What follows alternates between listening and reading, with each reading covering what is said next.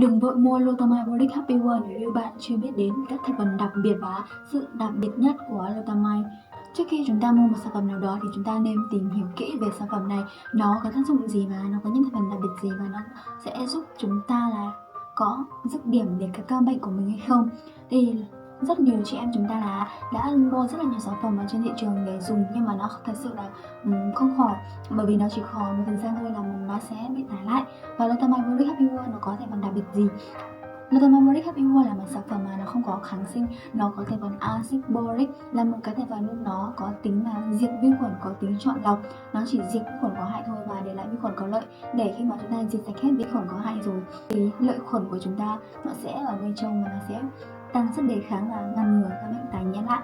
Và thứ hai, nó sẽ giúp chúng ta là cân bằng lại độ pH và phục hồi lại các tế bào bị tổn thương do vi nhiễm gây ra, và nó sẽ tự đào thải các chất bẩn ra bên ngoài. Và biệt phần thứ ba đó là cái tỷ lệ tăng ngăn ngừa tái nhiễm là gấp 2 đến 3 lần so với các sản phẩm ở trên thị trường. Và đặc biệt đây là một cái dạng thạch, cho nên khi mà chúng ta sử dụng thì không tốn thời gian và không mất thời gian nhiều khi mà chúng ta sử dụng Glutamine Boric này nhé. Nó là một cái dạng thạch như thế này. Đó, khi mà chúng ta sử dụng thì chúng ta chỉ cần xé ra và chúng ta đặt vào bên trong, chúng ta đặt thì nó sẽ tự đào thải các chất bẩn ra bên ngoài và nó sẽ giữ gìn vệ sinh cho các chị em chúng ta. Nếu như mà chị em nào mà chúng ta đang có biểu hiện là ngứa âm đạo này, viêm đấm ngứa này, da khí hư nhiều, bị viêm nhiễm phụ khoa thì có thể liên hệ ngay cho Rong là bấm trên dòng của Rong để mua nhé.